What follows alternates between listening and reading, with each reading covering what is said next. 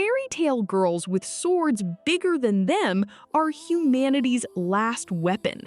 They're told they're the happiest people alive, right before being sent to die. This isn't a fairy tale, it's a gut punch disguised as one.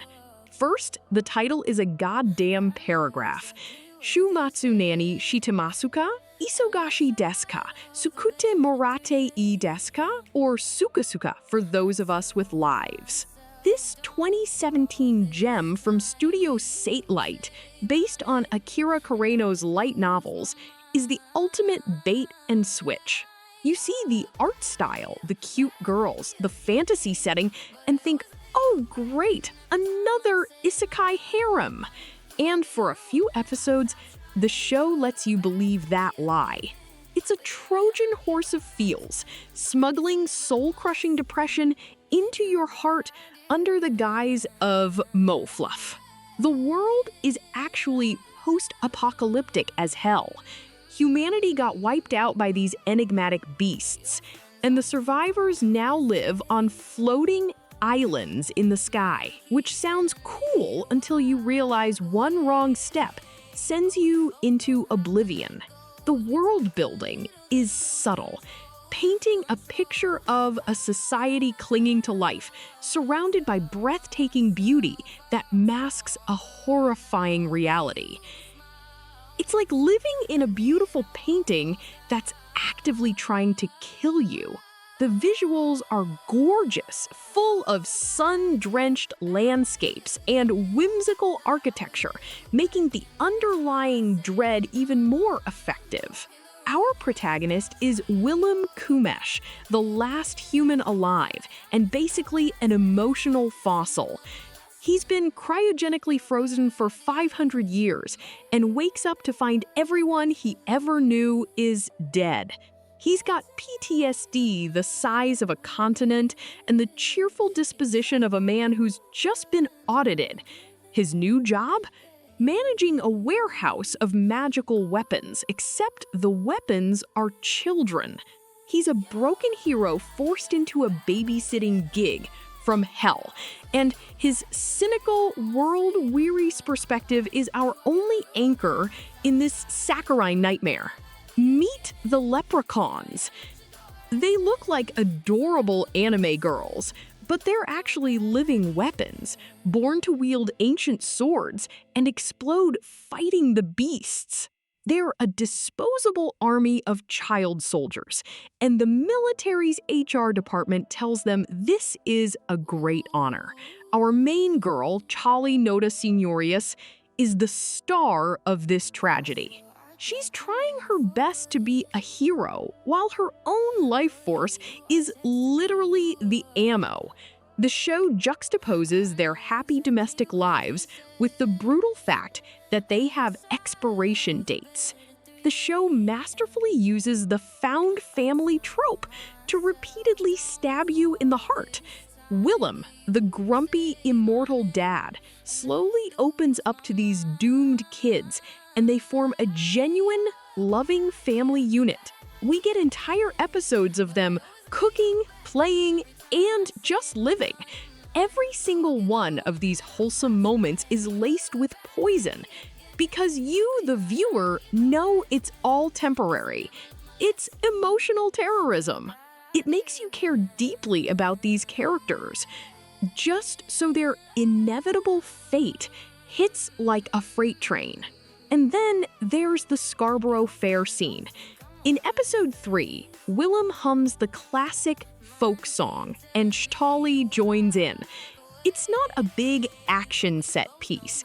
It's a quiet, beautiful moment of connection between two broken souls from different eras. This scene is the show's entire thesis statement in 3 minutes.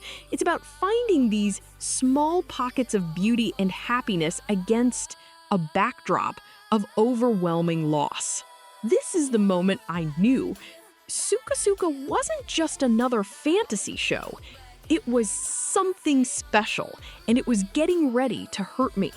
Of course, the good times don't last. The price for a leprechaun's power is their very soul. As Shatali fights, Her memories and personality start to erode. Her red hair, a terrifying symbol of her mind's decay. This isn't a glorious power-up. It's a slow, horrifying process of self-annihilation.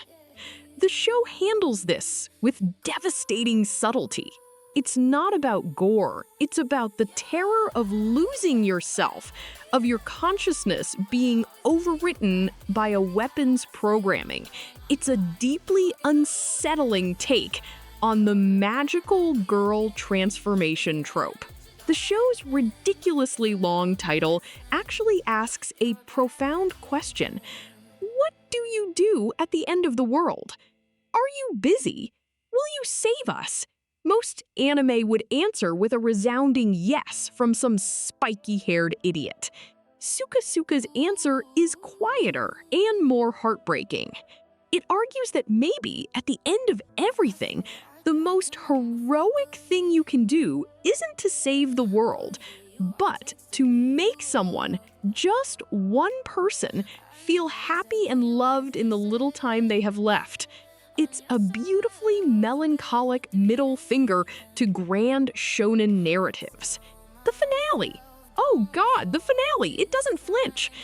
Chthali goes into her final battle, fully aware of her fate, and gives us one of the most iconic lines in modern anime. I am the happiest girl in the world. It's a declaration of defiance, a final moment of grace before the inevitable. The ending isn't a victory. It's a sacrifice that buys a little more time. It delivers on the tragic promise the show made from the beginning, and while it will absolutely wreck you, it feels earned and honest. Bring tissues. No, bring a bucket. So, should you watch SukaSuka? Only if you enjoy having your heart ripped out, stomped on, and then gently placed back in your chest. It's slow, it's dialogue heavy, and it is unapologetically depressing. But it is also one of the most beautiful, poignant, and emotionally resonant fantasy stories out there. It's not a show you enjoy in the typical sense. It's an experience you endure and remember. If you're tired of generic power fantasies and want a story with real weight and consequence, this is a must-watch. Thank you for watching this breakdown of emotional damage. If you enjoyed it, or if you're now crying in a corner, hit that like button and subscribe to Top Screen Tales. I want to hear your thoughts in the comments. What anime, movie, or series should I tackle next? Let me know.